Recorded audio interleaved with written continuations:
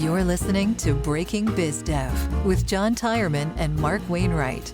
Conversations that break down, beat up, and redefine business development for the professional services firms of tomorrow. And now for your hosts, John and Mark. Hi, gang. Welcome to another episode of Breaking Biz Dev. I'm John Tyerman, joined by Mark Wainwright, and today we're going to talk about the role of the client success story in marketing and sales, what it is, how it's used, mistakes to avoid. But first, if you've listened to a few episodes and you like what you hear, please leave us a rating or review on Apple or Spotify. It really helps grow the show. Or if you have feedback or think we should cover a specific topic, shoot either of us a DM on LinkedIn. We're happy to chat. All right, so let's get into it. Mark, you mentioned there's an aha moment or a shift that needs to happen within professional services firms in order for the client success story to be used effectively. Let's use that as a jumping off point. I would say it's a great episode, so this is super important. So listen. No, Listen, just listen to it. Here's the aha moment that I love with the client success story is that this is a tool that can be used in sales and marketing all over the place, and it's all about the client, or mostly about the client, and that's the huge shift here. Is that professionals need to be talking about the success of their clients, not the 14 services they do or the project they completed or the whatever campaign they launched for somebody or what professional services firms need to have an obsessive focus on their clients, and this client success story is a fantastic way to tell those. Let's start with what we mean by a client success story. So in my mind, it goes by many names. There's the case story. There's the case study. There's the use case scenario. There's past performance. These are just a few names that I've heard professional services firms use about the client success story. Yep. Yeah, same. It's, I come across sales professionals where it's a client success story. It's a sales story. It's, but in a lot of these, people are picking up on this. A lot of times we're talking about, we're using the word story, right? So that's super important. And the story framework is critical in this entire process. And in some of the examples that you listed there, the case studies and, portfolio items and other things like that. And all these things can vary in length. And some of that duration of these, the actual length of these stories will vary depending on where it's used in that marketing and sales continuum, right? So that's another thing we can kind of talk about. So yeah, it goes by a bunch of different names, but I would say what is key to this whole thing, right? Two things, right? It's about the client and it is a story. Those are two very important things. So what I'm going to do is, for our listeners, I'm going to reprise what we mean by the sales and marketing continuum. Perfect. So on one end of the spectrum, if you think about on a scale from 1 to 5, where 1 is marketing and 5 is sales, right? And so you have activities on either end of the spectrum where there are more sales activities, there are more marketing activities. Now, you could be a marketing person doing a sales activity, so maybe that's in the 4 category, right? Yeah. Or you could make sense. Or you could be a salesperson that's pitching in and helping with marketing activities, and that could be a 2 on the spectrum. So that just to give listeners an anchor and an idea of what we mean by that. Absolutely. It's always important to be separating the different functions and activities from actual people, right? That's something that we talk about a lot. So, Mark, can you give a few examples of where and how a client success story might be used in a sales capacity? Yeah. Well, it's in a sales capacity. Hopefully, this is happening in a conversation, right?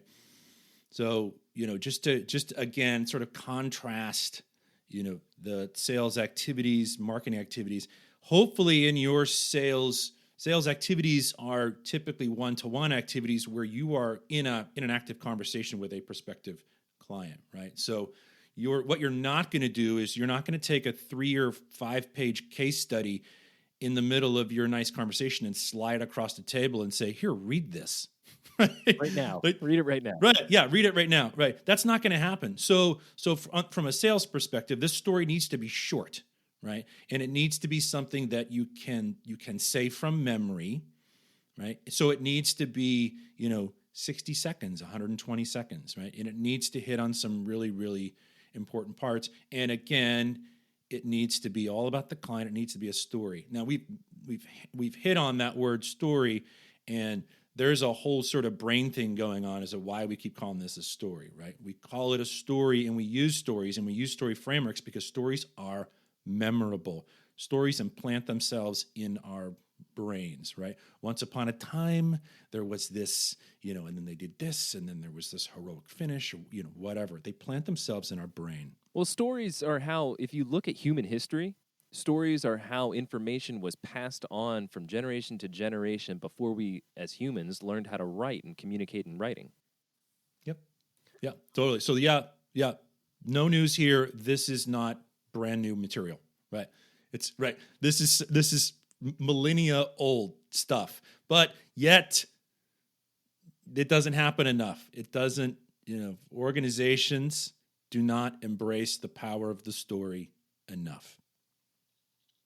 So, okay, so you asked me in sales, how is this client success story used? How would you use a story? Okay, so I said, you're in person, you're having a conversation, needs to be relayed to them, speaking to them across a table, whatever it is, over the phone, video call, whatever it is, it needs to be spoken to them. So let's call that a 5 on this scale. Yeah, absolutely. That's a 5. That falls all the way on that end continuum. And hopefully it is, it comes right after, you've had some good conversations with this prospective client.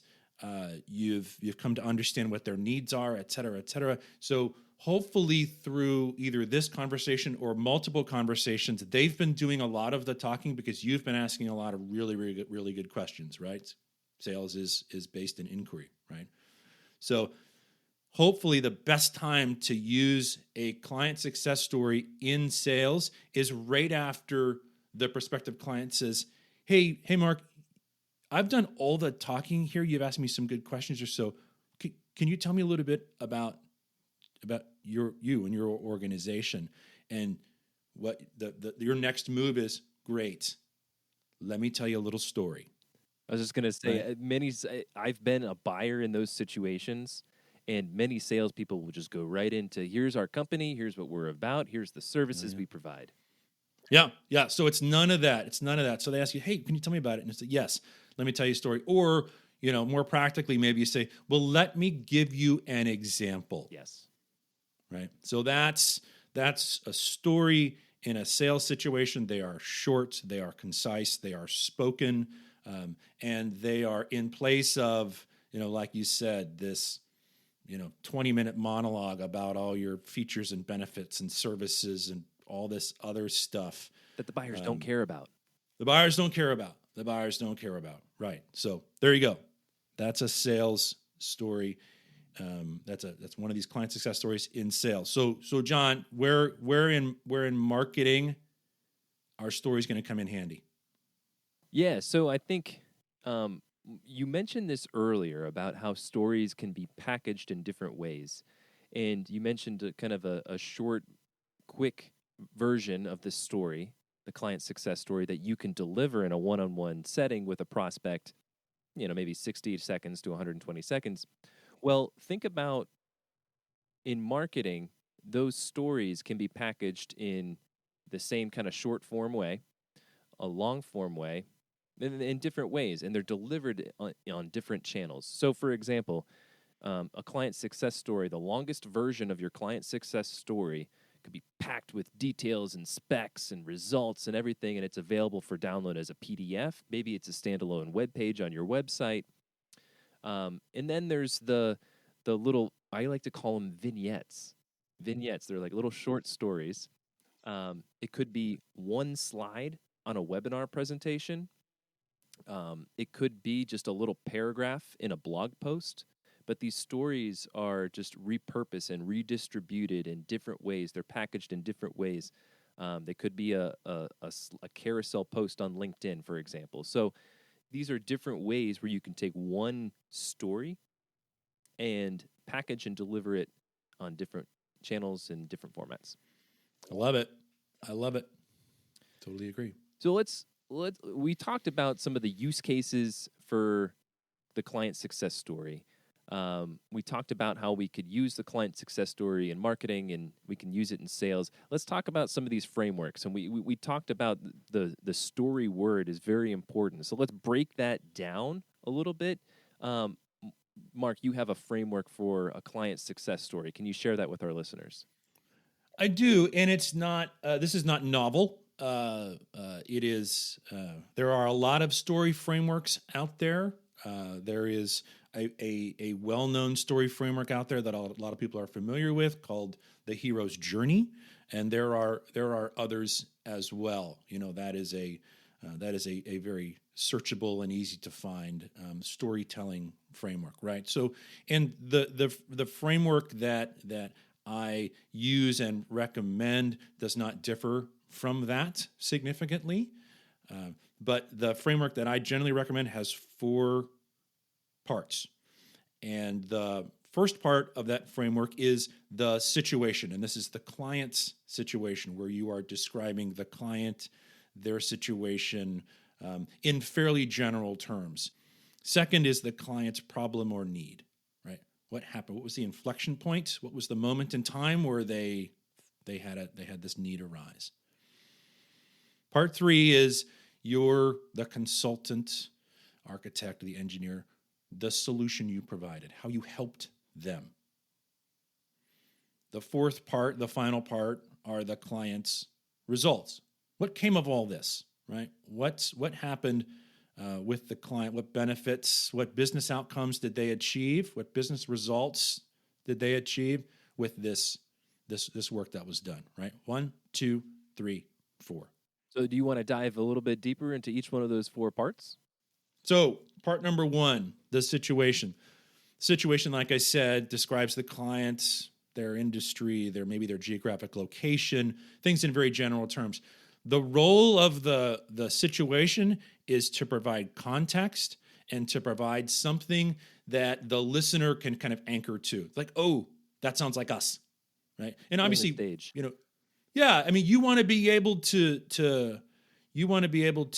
tell a story that resonates with your specific audience. So if you're talking to someone across the table, or if you're using a story in a marketing context, you want to be able to use a particular story that will resonate with them, that makes sense, that they can connect to, right? So that first situation thing is the very first important step, whereas we need them to connect to the story. Like, oh, I could be this. Oh, yeah, you're talking about me. Right, exactly. They might be talking about me. Ooh, great. Now I'm paying attention, right? So the second part is this problem or need. What arose, as we were wandering around the path of our organization, we were just moving along our week, we came across this realization that we had a problem. We had this particular need, right? We hit this inflection point. Suddenly a light bulb went off, or somebody stood up at a meeting and said, we need something. Something's broken. So again, you want to be able to describe a problem or a need that will resonate with those folks, to say, oh, yes, we've had that problem. We have that problem now, or I could totally see how in the future we're going to come across that. Yeah, we're headed down the path and we're going to run across that problem. No doubt about it, right? So that is the need. Because if you are a consultant, architect, engineer, whatever else, right, and there is no need established, you are a solution out there in search of a problem, right, which is not a good situation to be in. So you want to make sure there's a pretty darn good reason why this client needed some help. So let me pause you right there, Mark. So I'm big on building empathy is something that I've been just cognizant and aware of whenever I'm doing sales, or even when I'm doing marketing. And I think that the first 2 parts of your framework here, I think what they do is they build empathy with the listener. right? So you're showing them that you're understanding their situation. You're showing them that you understand their problem. And that really creates an environment where they're ready to hear about the solution. Totally, I 100% agree. You. I describe that same scenario that you're talking about is you are unlocking a door for them. The door is, oh, they get it, right? Okay. Oh, I've unlocked the door. Now we're going to walk through the doorway together because they completely understand our situation and what our need is. Now I'm ready to hear the solution Their heads are or the nodding. ideas. That's or, right. Right. Yeah. Now they're okay. Oh, they get us. Now I'm ready. Right. So part three, whatever the work you did, the solution you provided, the help that you offered, how you help them move, resolve this need, this problem, right? And if you're counting, right, we've got 4 parts in this process, in this framework. The first one was all about the client. The second one was all about the client. Okay, now we're at the third one. You finally get to talk a little bit about your organization, the work you provided, et cetera. Great. And then we move to the final and fourth part of this framework, which is the client's results. Again, we're talking about the client. So we've got 3 of these parts: their situation, their need, and their results. It's all about them. And then you've got this one little slice in there that is about the work that you offered, the assistance you provided. So the results, this fourth part, are what are the actual sort of business results or organizational results or mission related results or financial results, whatever they are. What are the ultimate results that were achieved from this work? What was the client trying to achieve, and how did your work help them get there, right? And I think a lot of times this is the toughest one to get your head wrapped around, as a consultant, being able to tell this story, because you do your work and a lot of people think, hey, we've done our work and we're done. Okay, story ends. We handed over the deliverable, we handed off the drawings, the building was built, whatever it is, our work is done, right? But we're missing this entire results part that is, okay, so what ultimate impact did we have, with this client? Financial results, business results, whatever they are. What actually happened? And sometimes those results don't really, kind of aren't fully realized until sometime down the road. So it's a little bit tricky. Well, I would say that that's all teed up in the sales process, because you need to, and when you're selling a professional service, one of the most important questions that you can ask is, how do you measure success, or how will you measure success of this project, or of what we're trying to do, this solution?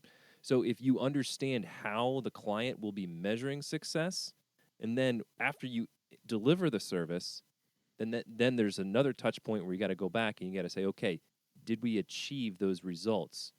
Did you see the success that you set out to see when we first started talking?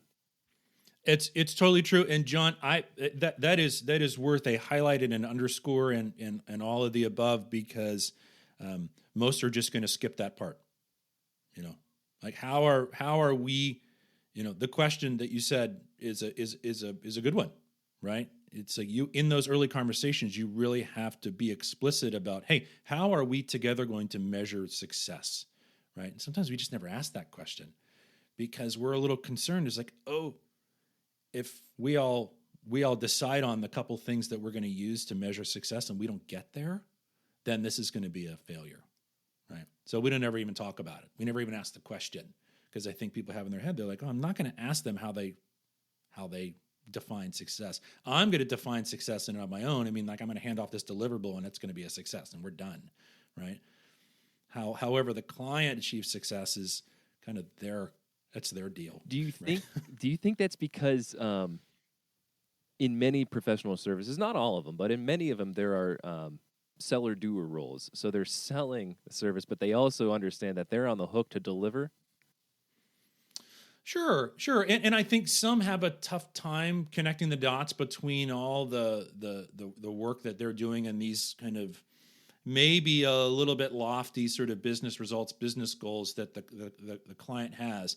And then a lot of times there's this whole sort of component that says, okay, now the client needs to take this work that was done. I mean, even if it's a building to a campaign or to whatever it is, this service we provided to them, they have to take that and then do something with it.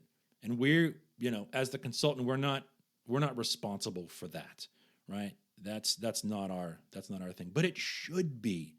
It should be, because the client should ultimately achieve what they set out to achieve, and that's how you transition clients into these stark raving mad advocates, right? These people who are just like fans of you. Is it, and by the way, we achieved what we wanted to, and then some, right? So yeah. So there's our client story, 4 parts: situation, need, services provided, results. Boom. I take a very similar approach to writing case stories, client success stories. There's a few different variations, and I'd like to kind of unpack that. Yeah, let's talk about them. The one framework that I use when I am writing case stories, have you heard of the PASTOR framework? No, hit me. Yeah, hit me. Let's hear it. Yeah, I love this one. It's problem. So you identify the problem, you agitate the problem. So you really pour salt in the wound. Poke the bear. You poke the bear. Yep. Yeah. And then you show the solution to that problem. And then you bring up a testimonial from the client about the solution. And so you're injecting social proof. Then you give an offer. And what I mean by that is, and this is more of like the marketing side use case of a case story, where if you're on a landing page, if you're on a website and you're looking at a case story and you're reading it, after the testimonial, you'd have an offer for, maybe it's a free consultation, maybe it's an audit, maybe it's something along those lines. Yeah, I'm with you. And then there's a response, right? And so the user acts on your offer, accepts your offer, or goes and they say, yeah, sure, I'll request a demo or I'll request a consultation. The experience that they have directly after that is important. Do they get an email confirming that you're going to set something up? Are they able to talk with someone right away? That time gap is very, very important. So PASTOR, problem, agitate the problem, a solution, testimonial, offer, and response. Good. I like it. And I'm seeing that one closer to the 1 on our marketing and sales continuum. Yeah, I like it. Good. So we've got a 5, and then we've got a 1. Good. I like that.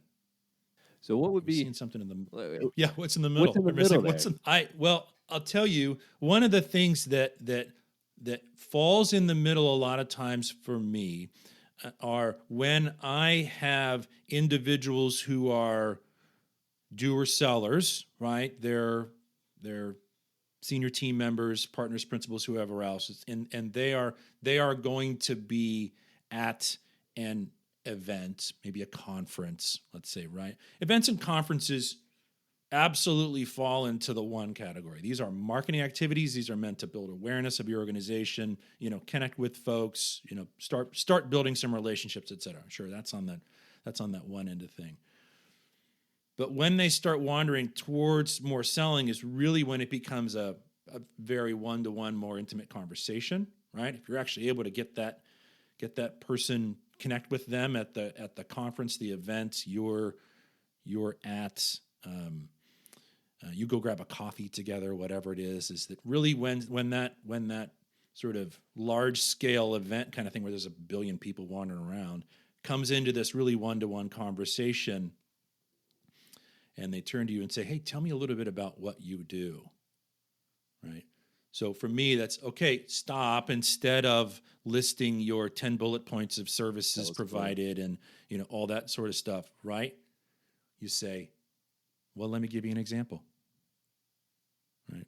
And there's your story. And maybe that's a 3. Maybe that's like a 2. I don't know. Maybe that's could be somewhere in there. But it's, for me, right, it's these individuals who are doer sellers who also, kind of wear a marketing hat, undertake marketing activities occasionally, but also do the selling stuff.